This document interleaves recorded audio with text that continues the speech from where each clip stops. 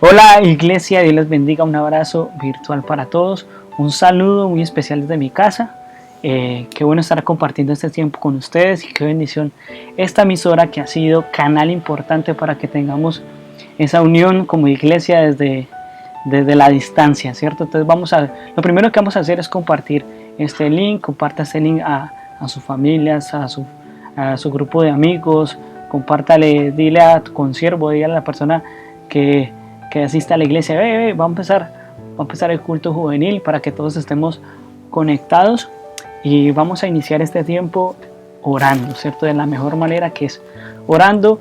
Vamos a orar por cosas muy puntuales. Primero vamos a orar por Colombia, vamos a orar por nuestras familias y la convivencia en nuestra casa.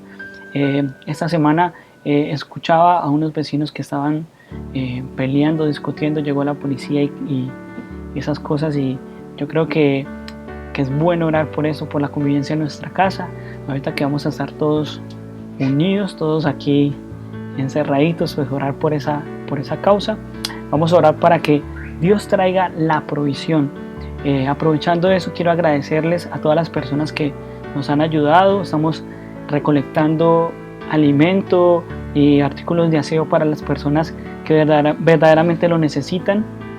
Ha sido bendición, muchas personas han ayudado, muchas personas, y en especial la iglesia. Quiero felicitarles, iglesia, porque ustedes han sido de bendición para muchas personas.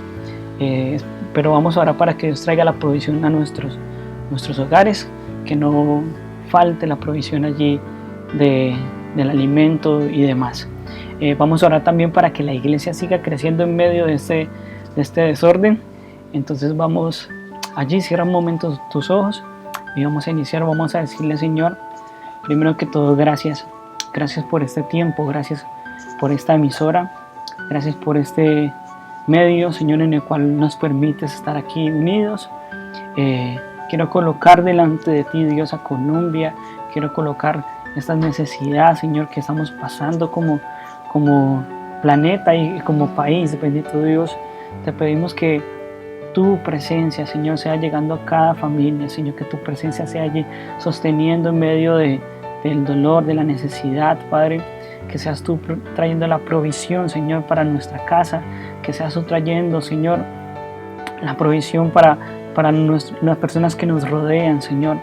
Padre, que tú nos permitas como iglesia crecer, que tú como iglesia nos permita expandirnos, Señor, que tu evangelio, Señor, que la buena noticia, Señor, sea propagada en medio de este tiempo.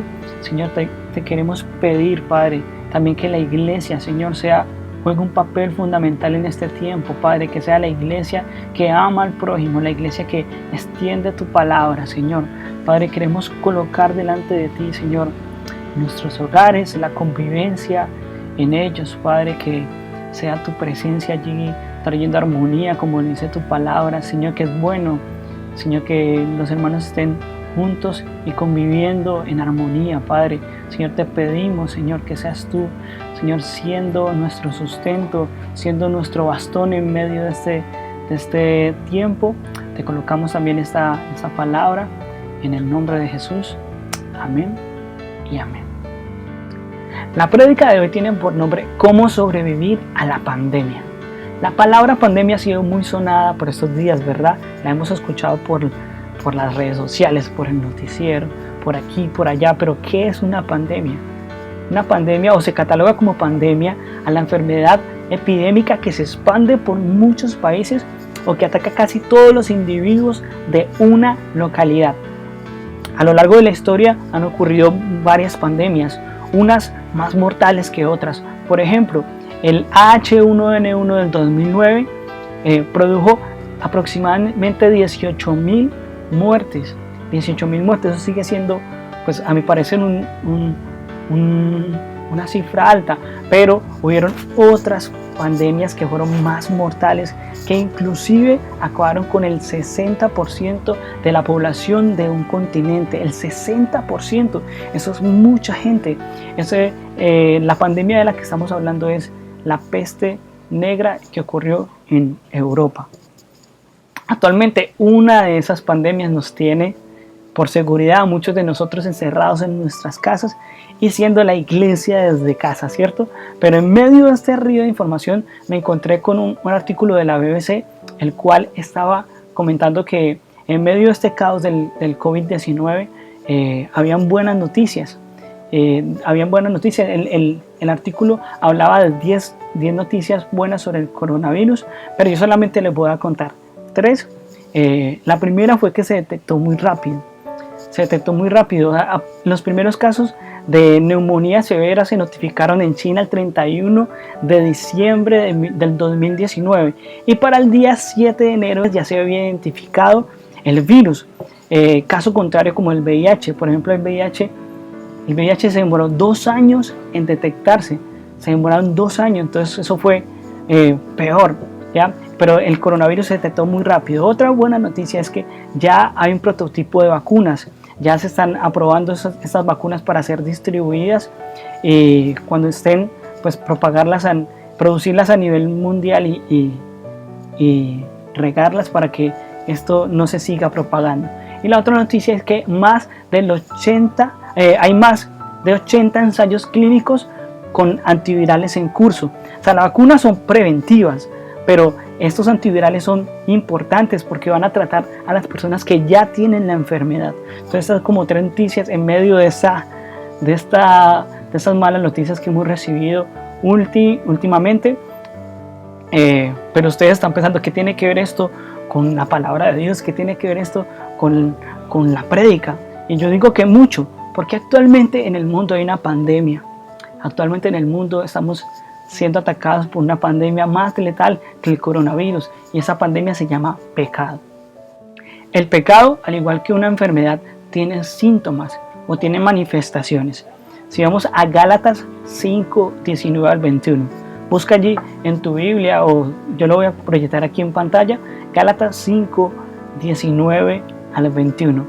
Dice así: y manifiestas son las obras de la carne, que son adulterio, fornicación, inmundicia, laxivia, idolatría, hechicerías, enemistades, pleitos, celos, iras, contiendas, disensiones, herejías, envidias, homicidios, borracheras, orgías y cosas semejantes a esta, acerca de las cuales os amonesto, como ya os he dicho antes, que los que practican tales cosas no heredarán el reino de Dios. Bueno, y está como larga esa listica, esa lista de síntomas, esa lista de manifestaciones del pecado. Pero a pesar de que esa lista, la que está en Gálatas, es larga, falta mucho más, porque dice allí en la palabra que hay cosas semejantes a esta, o sea que hay muchas manifestaciones más. Pero a pesar de todo esto, no es la esencia del pecado. En la Biblia usted va a encontrar muchas formas de definir el pecado. La vas a encontrar como fallar y no alcanzar el objetivo, o como dice nuestro pastor Dávalos, errar en el blanco. También la Biblia la define como iniquidad, transgresión, rebelión, deudas que deben pagarse, impiedad e injusticia. Pero para no alargar más el cuento, la esencia del pecado, escuche bien esto, la esencia del pecado es la soberbia o el orgullo, que es lo mismo. ¿Y qué es la soberbia o el orgullo? Es tener una definición mayor de lo que en realidad somos. Es tener una definición mayor de lo que somos. Y eso fue lo que pasó exactamente en el Génesis, lo que originó lo que conocemos hoy como la caída del hombre, lo que hemos definido como la caída del hombre. Entonces, más o menos es así. Cuando estaba Dios y hizo la creación, ¿cierto? Plantó al hombre en el jardín del Edén y le dio una orden, le dijo: de todos los árboles puedes comer, menos del árbol del conocimiento del bien y del mal. Entonces la orden es muy sencilla, y también le da la consecuencia si desobedece esa ordenanza, ese mandato del Señor, que es que si come de ese árbol ciertamente morirás, ciertamente morirá.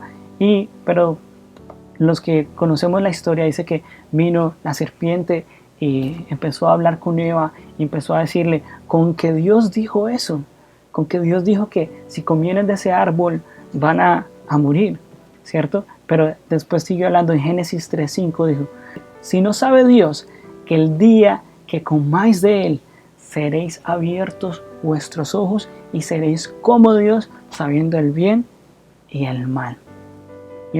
Y seréis como Dios.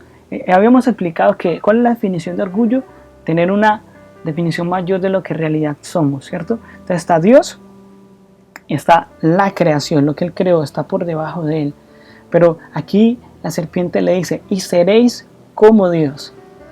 Y ese fue uno de los argumentos para convencer a Eva de que comiera el fruto y desobedeciera a Dios. O sea que ella quiso, o la humanidad quiso, Adán y Eva quiso ser igual a Dios. Y eso es lo que pasa hoy en día. Dios nos ha hablado en su palabra y a través de ella podemos conocer lo que es bueno y lo que es malo. Pero la humanidad ha querido tomar el papel de Dios y ha querido redefinir la palabra de Dios, cambiar el significado de lo que es bueno y de lo que es malo. Lo que da origen a los síntomas del pecado una y otra vez, y que eso se propague en todo el mundo, de las manifestaciones del pecado que nombramos arriba, se propaguen una y otra vez. El pecado tiene consecuencias muy letales. El pecado nos lleva a la muerte, y no solamente a la muerte física, sino a la muerte espiritual. El pecado nos separa de la presencia de Dios. Le pasó a Adán y a Eva. Ellos gozaban de una relación con Dios sin límite, y lo que pasó a ellos nos pasa a nosotros hoy. Por pecar vivimos separados de la presencia de Dios.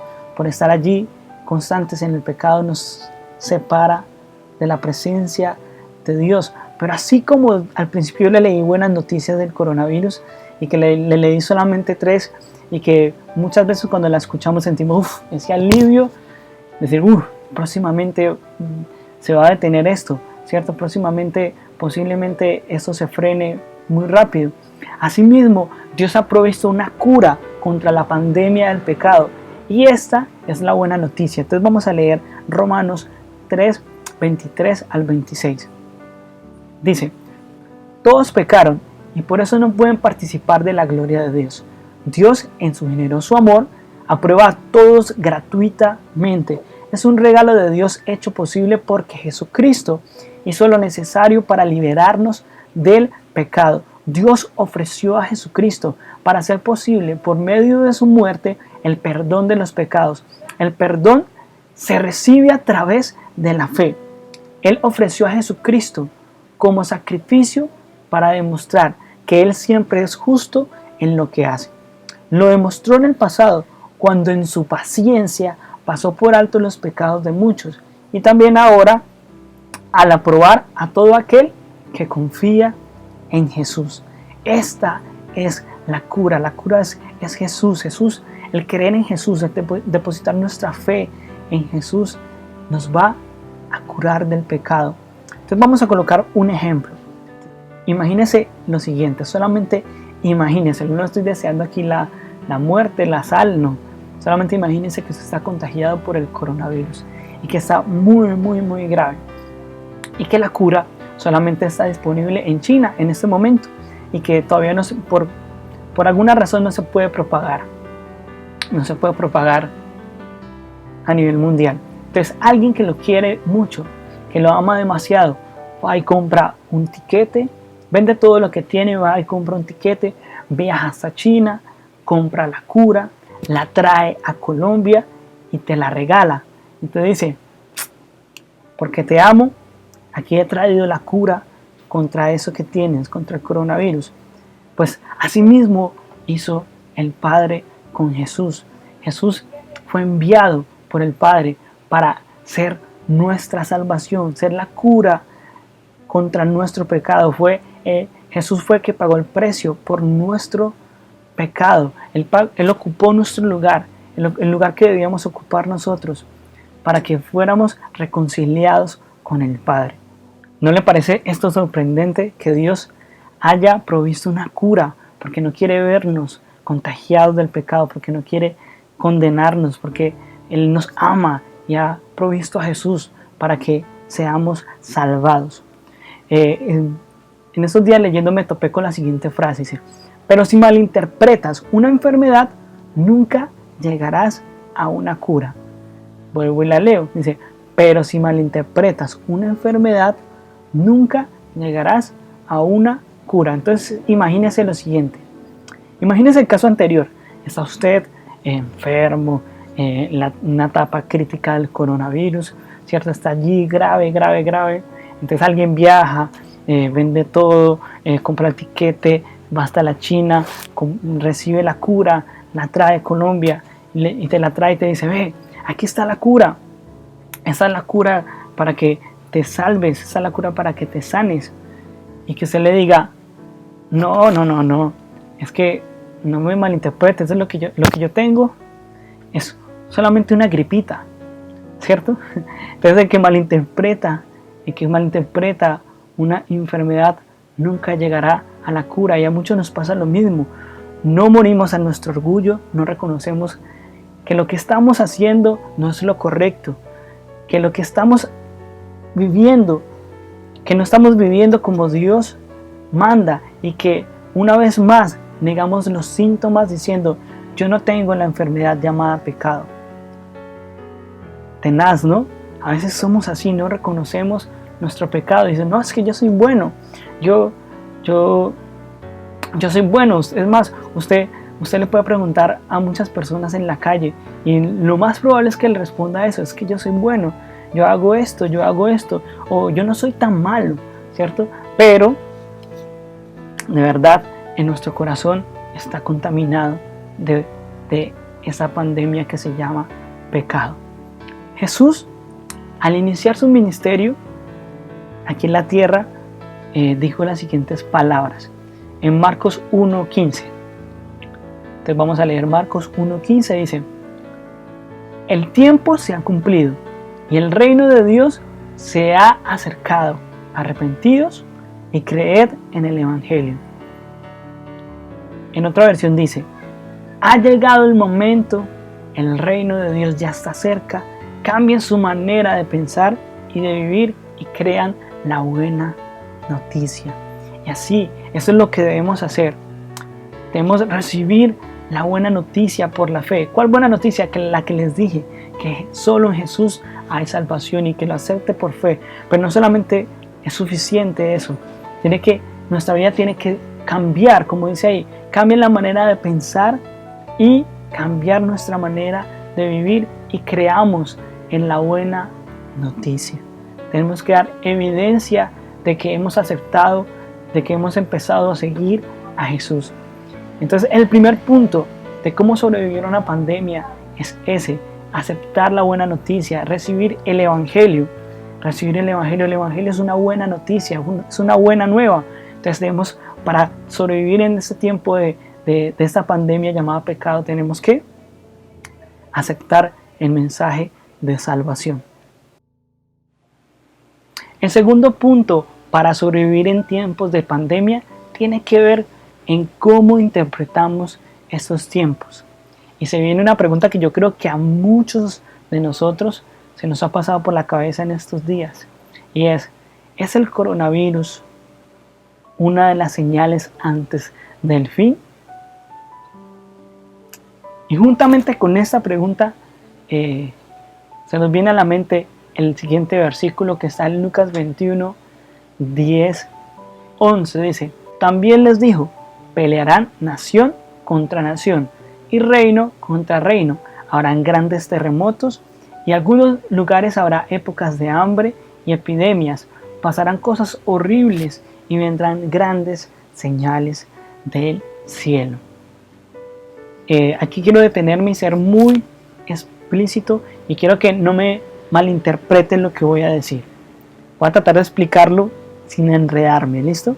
Entonces, si bien la Biblia habla de que una de las señales antes del fin es que habrá epidemias, o en otras versiones dice que habrá pestes, y yo creo que, pues para mí, yo creo que es un terreno peligroso afirmar que exactamente el coronavirus hace parte de una de esas pestes que nombra este versículo de Lucas 21, del 10 al 11. He escuchado a varios ministros, varios pastores pues decir que esto hace parte de lo que nombra ese versículo de Lucas 21 de las señales antes del fin.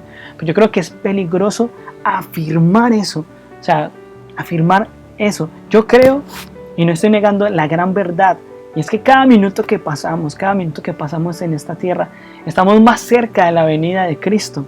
Pero también hay que tener en cuenta que Jesús dijo que nadie sabía ni el día ni la hora, que nadie lo sabe. Nadie sabe el día ni la hora de su regreso, ¿cierto? Pero también quiero como aclarar esto. O sea, es peligroso afirmar eso, porque muchas personas están escuchando y dicen, el coronavirus es parte de las señales del fin, pero ¿quién quita que Dios tenga misericordia de nosotros? Y decía que no, que eso no sea así. Entonces esas personas van a quedar como mentirosas. O sea, no estoy diciendo que no compartamos la palabra, no compartamos la verdad que hay en Lucas 21, es que van a haber señales antes del fin. Lo que yo digo es que es peligroso afirmar que exactamente el coronavirus es una de esas señales. Es una de esas señales, pero también tenemos que tener en cuenta lo que dijo Jesús en versos antes. Dice, en el versículo 21:8, entonces dice, Jesús dijo, tengan cuidado, no permita que nadie os engañe, porque muchos vendrán en mi nombre y dirán, yo soy el Mesías, y ha llegado la hora, pero no lo sigan. Eso es lo que dijo Jesús.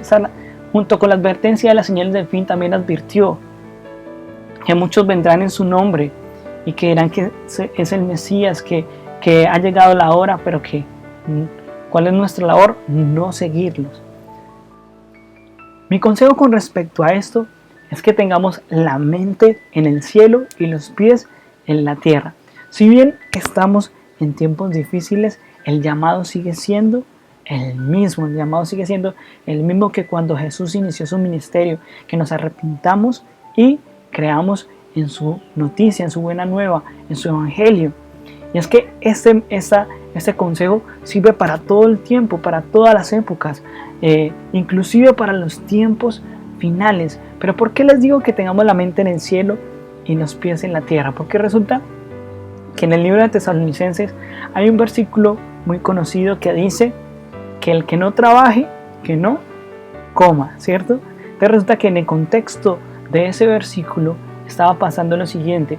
Si usted lee la segunda carta de Tesalonicenses, va a encontrar que está llena de escatología, está llena de lo que habló el pastor esta semana, está llena de que Cristo va a venir, de versículos de qué va a pasar. Bueno, está llena de todo eso, esa carta. Pero de qué estaba pasando con el pueblo, muchos habían dejado de trabajar diciendo, no, pues ya va a acabar esto, pues ¿para qué trabajamos? Y los otros lo estaban manteniendo. Entonces el que escribió esta carta les mandó, no, el que no trabaje, que no coma, ¿cierto? Entonces lo mismo, tenemos que tener nuestra mente en el cielo, esperando la venida de Cristo, nuestra mente en el cielo santificándonos, preparándonos para su regreso, ¿cierto? Pero también los pies en la tierra, haciendo la obra, haciendo lo que Dios nos mandó a hacer, siguiendo, continuando con nuestras labores, haciendo lo que fuimos diseñados, para lo que fuimos diseñados, perdón. Entonces, si leemos Lucas 21:19 y Lucas 21:28, que están en el contexto de los tiempos finales y de la venida de Cristo, dice, Lucas 21:19 dice, manténganse firmes a pesar de todo esto y se salvarán. Y Lucas 21:28 dice, cuando todo esto comience a suceder, enderezcanse y levanten la cabeza, porque ya saben que está muy pronta, ya está muy cerca la hora en que Dios los liberará. Entonces el Señor nos manda a enderezar y levantar nuestra cabeza hacia Él. Entonces el segundo punto es que tengamos nuestra mente en el cielo, pero también los pies en la tierra. Y el tercer punto para terminar es predicarnos el evangelio a nosotros mismos. Predícate el evangelio a ti mismo, eso te va a ayudar muchísimo. En cierta ocasión, Charles Spurgeon, conocido como el príncipe de los predicadores, dijo, el hábito diario más importante que debemos poseer es recordarnos a nosotros mismos el Evangelio. En esos tiempos donde todo lo que vemos, escuchamos o vivimos, nuestra fe trata de ser probada, nuestra fe está siendo probada. Y en esos momentos es donde debemos recordarnos a nosotros mismos y predicarle a nuestra mente y a nuestro corazón la buena noticia. Inclusive cuando fallamos después de conocer a Cristo, necesitamos predicarnos el Evangelio, recordarnos que nuestros pecados fueron clavados en la cruz del Calvario, que gracias al sacrificio de Jesús fuimos liberados. Y en el Salmo 42:5 dice lo siguiente: ¿por qué te abates, oh alma mía, y te turbas dentro de mí? Espera en Dios, porque aún he de alabarle, salvación mía y Dios mío. Aquí vemos que la persona que escribió este salmo se estaba hablando a sí misma. Dice: ¿por qué te abates, oh alma mía? ¿Por qué te turbas dentro de mí? Yo creo que en este tiempo muchos nos hemos sentido así como que lo que pasa en este mundo, que es este desastre, ¿cierto? Y trata de contristar nuestro corazón. Pero en esos momentos recuerda predicarte el Evangelio, recordar que tú eres salvo, recordar que al aceptar a Cristo como Señor y Salvador, que al seguir su palabra, que al arrepentirse diariamente, el arrepentimiento es un ejercicio que tenemos que hacer diariamente, porque diariamente nuestro corazón trata de llenarse de orgullo nuevamente. Por eso tenemos que ir diariamente a la presencia de Dios y reconocer su palabra, reconocer su Evangelio y decirle: Señor, aquí estoy, tú eres el que gobierna sobre mí, tú eres el que manda, yo te entregué mi vida a ti, Señor, gobierna tú, Señor, reina sobre mi corazón. Y este es el último punto que quería comentarle acerca de cómo sobrevivir a una pandemia. Predícate el Evangelio a ti mismo todos los días. Recuerda, tengamos ese hábito de recordarnos de quiénes somos y a quién le pertenecemos. Bueno, y ya para terminar, quiero que escuchemos esta alabanza que usted, si no se la sabe, mire, la escuche, medite en ella, y si se la sabe, tenga un tiempo allí con Dios, tenga un tiempo allí en la presencia de Dios. Y después de que termine la canción vamos a orar y vamos a finalizar. ¿Listo? Entonces vamos a escuchar esta alabanza.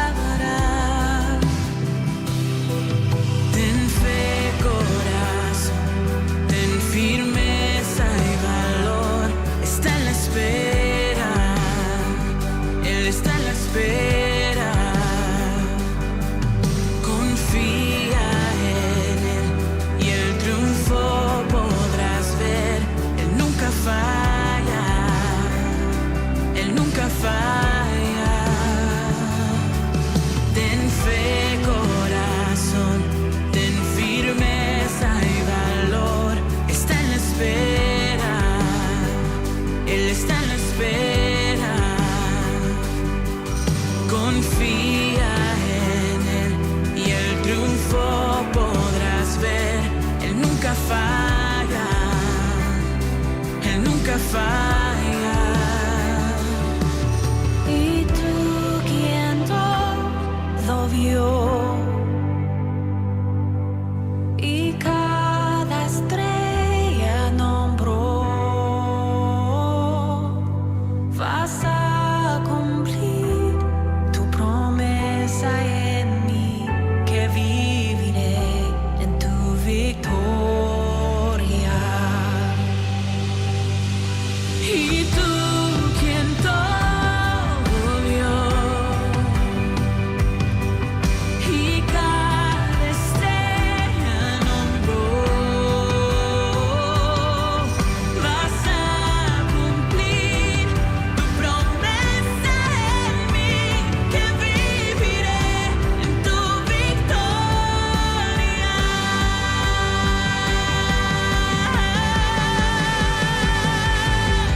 Ten fe, corazón, ten firmeza y valor.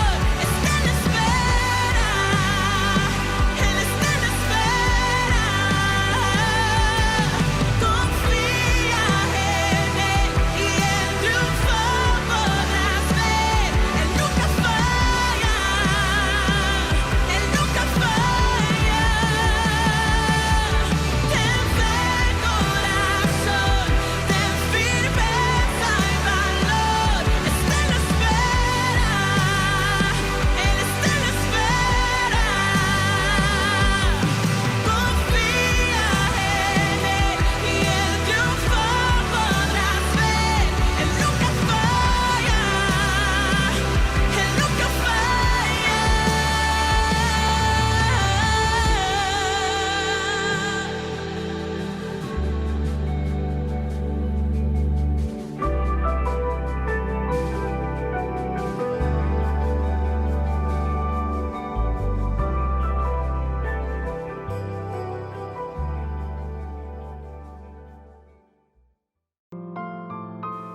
Y así es, muchas veces necesitamos, como dice la canción, decirle a nuestro corazón: ten fe corazón, ten firmeza, y esperar en Dios, esperar que Él tiene un plan mayor, un mejor pensamiento que lo que nosotros tenemos. Así que cierra por un momento allí tus ojos, vamos a orar para finalizar. En el Señor, gracias por este tiempo, gracias porque tú me has hablado, Señor, porque has hablado a mi corazón, Señor. Ayúdame, Señor, a no perder la fe. Si mi corazón está siendo probado en este tiempo, Dios, Señor, perdóname, Señor. Y si es primera vez que escuchas de mensaje de salvación, dile allá al Señor: Señor, te necesito, Dios. Te acepto, Señor, como mi Señor y Salvador. Señor, te necesito. Señor, quiero enamorarme de ti. Quiero seguir tu palabra, Padre. Quiero tener una relación contigo, Señor, una relación personal, Dios. Que la brecha entre nosotros, Señor, sea quitada, Padre. Señor, yo me arrepiento, reconozco mi pecado, reconozco mi error, Señor. Reconozco que te he fallado, Señor, que quiero seguirte, que quiero conocerte, Dios, que quiero invertir mi vida, Señor, en saber quién eres, Señor, en conocerte un poco más, Padre. Señor, ayúdanos también, Dios de los cielos, a amarte, Señor, a que diariamente recordemos nuestra identidad de hijos, Señor, nuestra identidad de que tú nos compraste a precio de sangre, Señor, de que tú moriste en la cruz por nosotros, Señor, y que cuando nos sintamos abatidos, cuando nos sintamos que no podemos más, recordemos a Jesús en la cruz y nuestra vida recobre la fortaleza y el valor, Dios. Gracias, Señor, te damos por este tiempo desde los cielos, te bendecimos en el nombre de Jesús. Amén y amén. Entonces, la invitación es que al final escribas en un comentario qué fue lo que más te llamó la atención, o si tienes alguna pregunta también escríbela, o un saludo, no sé a quién vas a saludar. Si extrañas a alguien, dile hola, hola. Entonces, escríbela allí abajo y nada, esperamos vernos pronto en nuestra iglesia. Dios les bendiga. Chao.